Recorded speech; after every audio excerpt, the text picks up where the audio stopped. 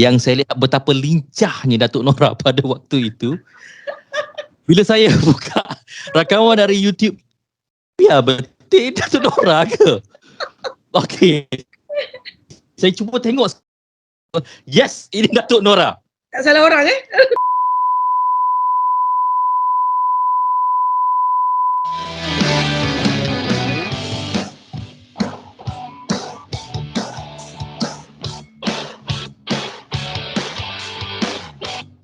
Bersama dengan seorang figura yang lahir dari bintang HMI pada tahun 1991, mempertaruhkan sebuah lagu dari diva Malaysia, iaitu Akhirnya Kini Pasti, membawa tuah kepada seorang yang menggunakan nama pentas, Datuk Nora Arifin. Apa khabar, Datuk? Alhamdulillah, Masya Allah. Baik-baik saja. Apa khabar semua? Khabar dalam pandemik COVID ni macam mana, Datuk? Bagi saya, Alhamdulillah kita bersyukur, susah senang pun kita bersyukur juga. Dan saya rasa memang banyak hikmah yang kita dapat belajar semenjak COVID beberapa tahun ni kan. Tapi Alhamdulillah lah berkat doa dan juga usaha semua kan, kita dah slowly dah kembali macam biasa kan, boleh bekerja balik. Tapi kita kena ambil lah iktibar dengan apa yang berlaku tu, dan kita yalah macam sampai sekarang pun kena jagalah SOP dan sebagainya, insyaAllah. Speechless bagi saya, tapi saya perlu orang kata memberitahu Datuk kekal cantik sampai sekarang. Kenapa, Datuk? Jangan ceritakan kepada saya ini adalah kata azimat dari air sembahyang. Allahu Akbar. Very subjektif sebenarnya. Okay. Itu anugerah Tuhan kan, semua orang tu cantik sebenarnya, tapi bagi saya yang penting kecantikan sebenarnya tu datang daripada hati kita, datang daripada dalam. Benda tu insyaAllah bila hati kita tenang, kita happy, insyaAllah kata yalah semua orang akan nampak cantik, insyaAllah. Okey Datuk, dengan izinkan saya bercerita mengenai arwah suami Datuk, iaitu arwah Johan Nawawi, yang saya dikatakan terlalu banyak karya-karya emas dari arwah Johan Nawawi ni, dan bagaimana beliau sendiri membantu kerjaya, membina kerjaya Datuk dan karier Datuk, yang saya lihat arwah Johan Nawawi ni merupakan seorang masterpiece yang cukup hebat. Apa yang Datuk boleh kongsikan mengenai karya-karya emas dan juga kehebatan arwah Abang Johan Nawawi ni? Okey, Alhamdulillah. Saya rasa kalau kita saya berpegang pada 3 benda ya. Rezeki, jodoh dan juga ajal tu semuanya rahsia Allah. Dan saya rasa rezeki saya kerana Allah menjodohkan saya dengan Johan Nawawi.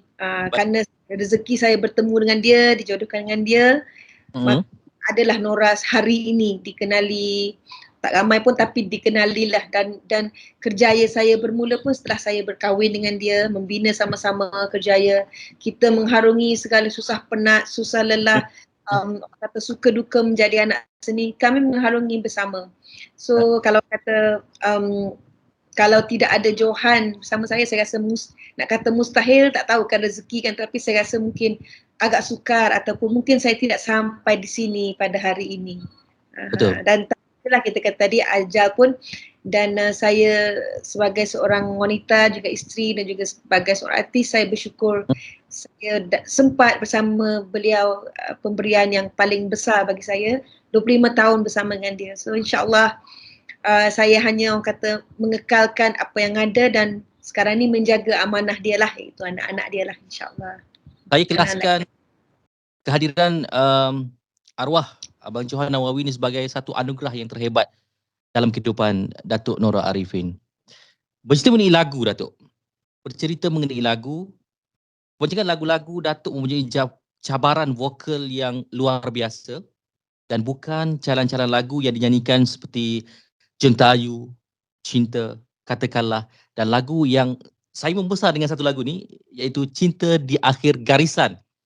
Okey, cabaran vokal masing-masing menggabungkan di antara dua negara, Malaysia dan juga Indonesia, dan sampai sekarang kita masih lagi merasai kehebatan lagu-lagu itu, dan bagaimana Datuk Nora Arifin menjaga vokal dan juga penghayatan Datuk sendiri sehingga dapat bertahan sampai sekarang, dan saya melihat Datuk ini sebaris dengan nama-nama besar, Datuk.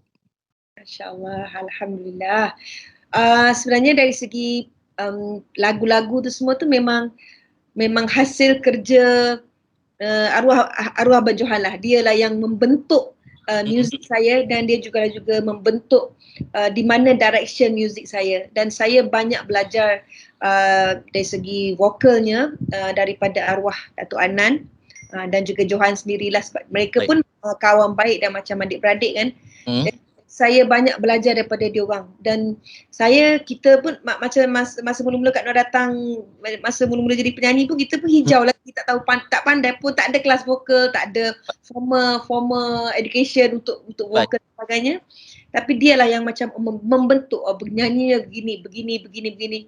Dan of course lama kelamaan kita pun belajar, kita pun ambil pelajaran tu kan. So lama-lama kita dah sampai satu peringkat kita matang lah. Tapi memang masa saya bekerja dengan dia sebagai dalam studio tu memang saya belajar. Dia sebagai producer, saya juga penyanyi. Jadi walaupun orang kata hubungan tu kami ni unik, walaupun kami suami isteri, tapi kami di studio macam tak orang kata tak sama. Di studio dia adalah producer yang saya hormati, dan dia juga menghormati saya sebagai seorang artis. Bukan macam musuh dalam studio ni, tak? Tak ada. Kalau gaduh, tapi kita sama-sama macam nak yang terbaik kan. Tetapi at the same time saya menghormati dia sebagai seorang producer, dan menjadi producer ni memang Johan, kerja dia adalah push saya. Maknanya dia akan memaksa saya membuat satu benda yang kadang-kadang saya sendiri pun saya rasa saya tak boleh buat. Macam saya cakap tadi, menyanyikan nada-nada tinggi, kadang-kadang saya sendiri pun tak tahu kita boleh sampai macam tu kan. Tapi sebagai itulah kehebatan seorang producer, dia nampak apa yang kita tak nampak kan. Dia nampak kehebatan seorang tu sebab kita penyanyi, dia pengalaman dia lagi jauh. So dia akan push, you boleh buat macam ni, you boleh buat macam ni. Cakap tak boleh dah, tak larang, tak boleh. Ni tinggi sangat ni dah. Boleh. Jadi dia yang selalu macam push. So kadang-kadang dalam kita belajar, kita nak orang push kita macam tu kan. So alhamdulillah memang sampai hujung hayat dia lah, dia push saya sampai to the max, mempelajari selok-belok vokal dan sebagainya. Dan dengan terakhir dengan juga karya Umi tu sendiri kan? Yang Umi dah next fasa lah. Yalah, kita kira sampai itu dah sampai ke kemuncaknya kan? Betul. Dan tadi kisah tentang cinta di akhir garisan tu memang satu projek besar di antara, masa tu saya bersama Warner Music. Itu ada projek JV di antara Warner Music dan juga BMG. Jadi masa tu menggabungkan dua-dua artis besar daripada Warner Music, iaitu saya dan juga Fitri, Desi Fitri daripada Indonesia, dan Zain dan juga Ning Bazura dari BMG. So masa tu memang wow lah kan. Yang saya sendiri pun tak boleh nak gambarkan kehebatan lagu itu sehingga sekarang, Datuk. Okey, Datuk dapat dengar saya lagi? Okey. Tadi ada Datuk. Sekarang okey. Ada sikit. Okey, baik.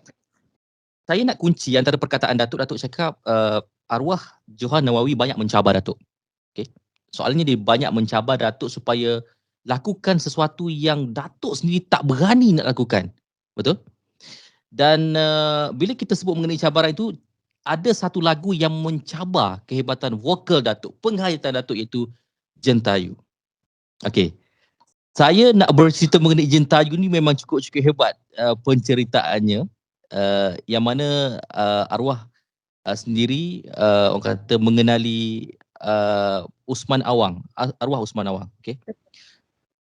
Dan lagu itu daripada lagu puisi dibentuk sebagai lagu yang boleh merupakan puisi, dibentuk sebagai lagu yang kita boleh dengar sehingga sekarang. Betul. Bagaimana proses Datuk sebenarnya pada peringkat awal? Okey, masya-Allah. Soalan yang sangat orang kata sebab orang biasa tanya soalan macam ni. Okey, alhamdulillah. Jentayu memang satu masterpiece untuk arwah Johan lah. Sebenarnya Karya emas. Arwah bukan karya emas, Datuk. Dia saya. Apa nama ni, arwah Osman Awang, Datuk Osman Awang dan juga Johan memang sangat rapat. Diorang ni berjiran, diorang rapat. Jadi memang masa kami selalu jumpa memang apa nama ni, arwah Datuk Osman Awang dia selalu cakap Johan. Dia kata Pak Man, dia bahasakan dia, Pak Man ada lirik nak tulis, dia kata. Boleh tak Johan buat lagu? Jadi bila itulah daripada situ bermulanya. Jadi Johan kata Pak Man, by all means kita lagi besar hati lah kan, Pak Man nak bagi apa ni, lirik lagu. Dan dia bagilah tebal ni, dia bagi macam cerita panjang-panjang.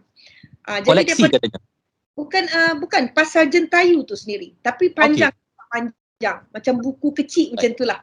Tapi tulisan dia. Jadi bila Johan baca, dia simplify balik.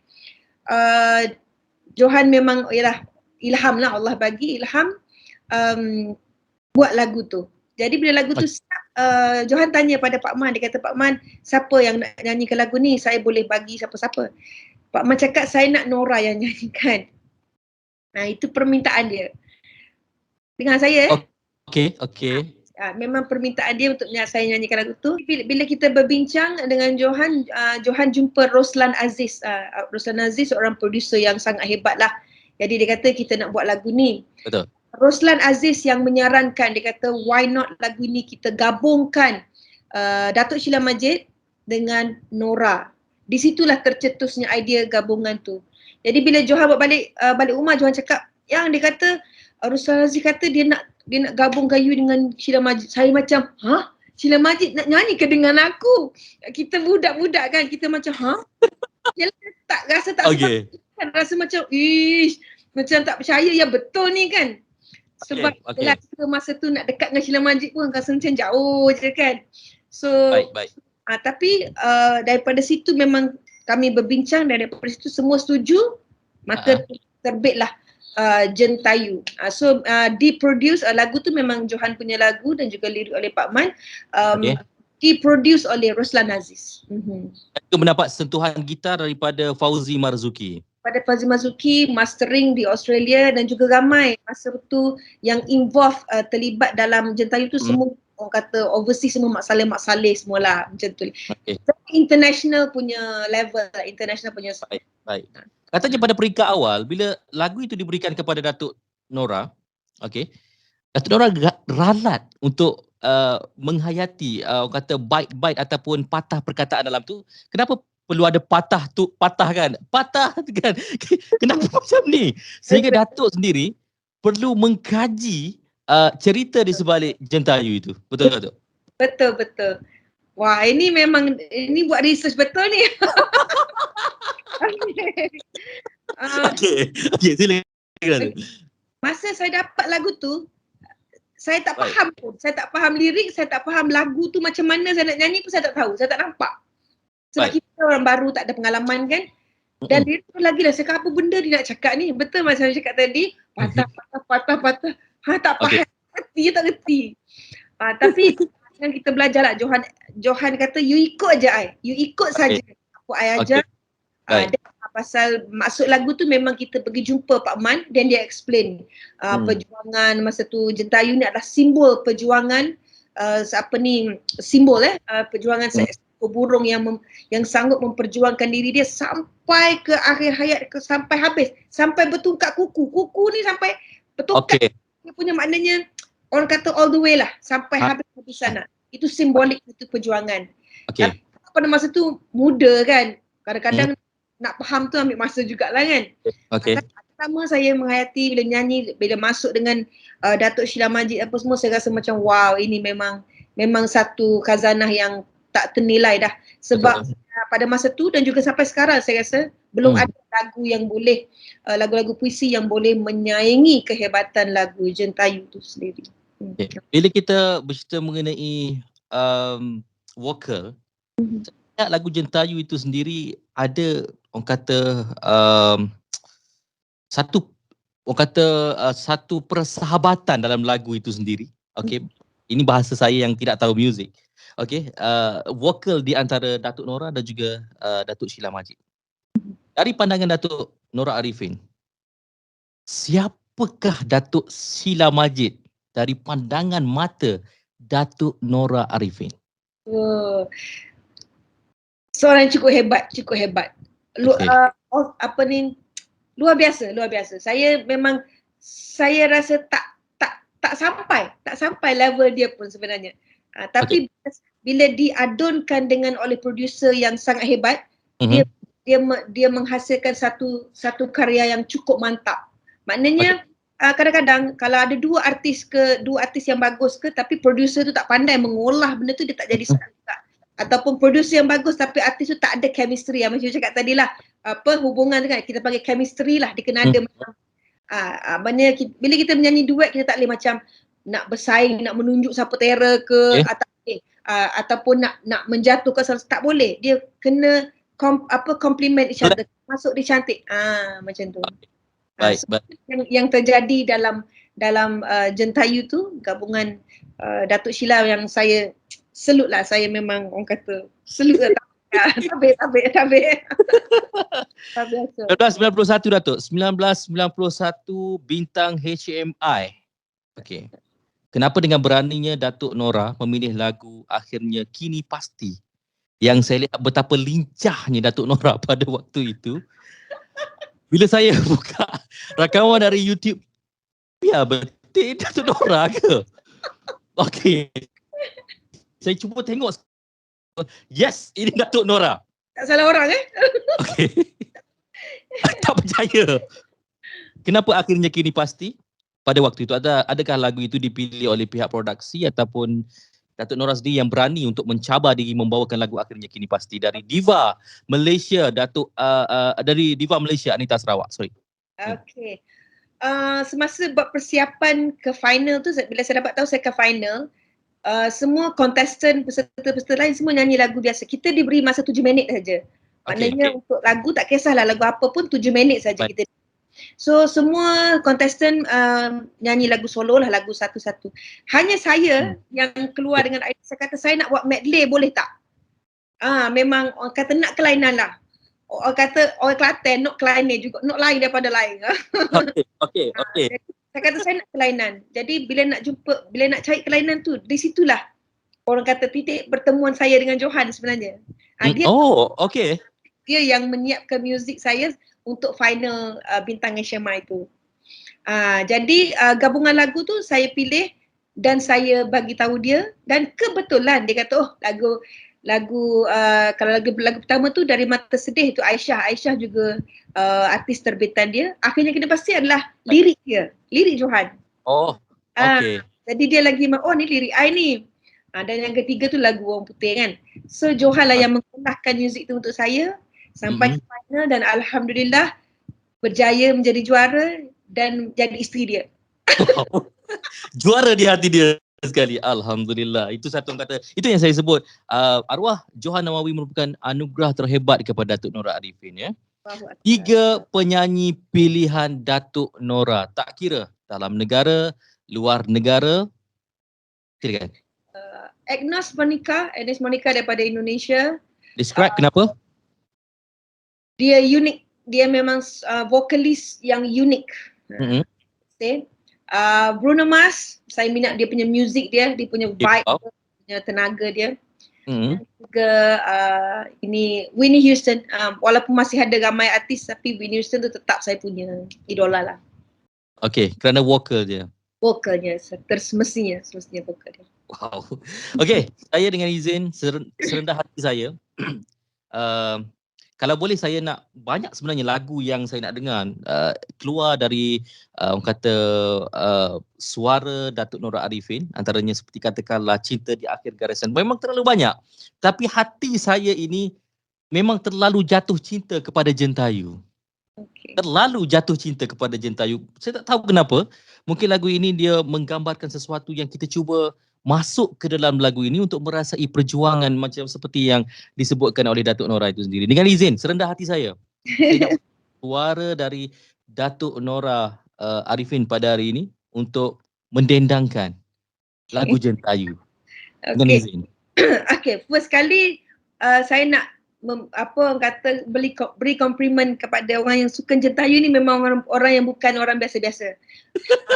Jentayu lah orang yang mempunyai knowledge yang ilmu muzik yang agak tinggi. Sebab lagu ni agak tinggi sebenarnya dia punya level dia. Nak kena nyanyi ni, lama tak nyanyi ni. Saya nyanyi chorus ke? Boleh? Boleh. Ke nak berduet ke apa? Jangan. Saya bukan Datuk Sheila Majid. Berani berduet.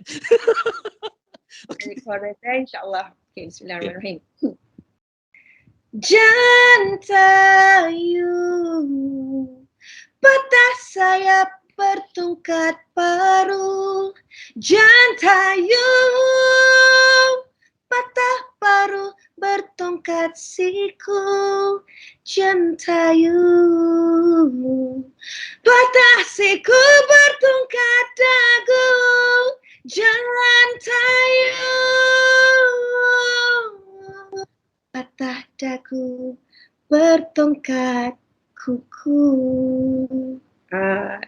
Suara ini hanya satu saja layak diberikan ialah kepada Datuk Nora Arifin sehingga sekarang. Terima kasih Datuk Nora kerana sudi bersama dengan saya di FR Voice Podcast. InsyaAllah ada masa ada ketika kita akan bertemu lagi. Ya? InsyaAllah. Makan nasi gabus ini. Ngapa Maggi ketes ni? InsyaAllah. Terima kasih Datuk Nora. Kita jumpa lagi. Okay, right. Assalamualaikum. Salam.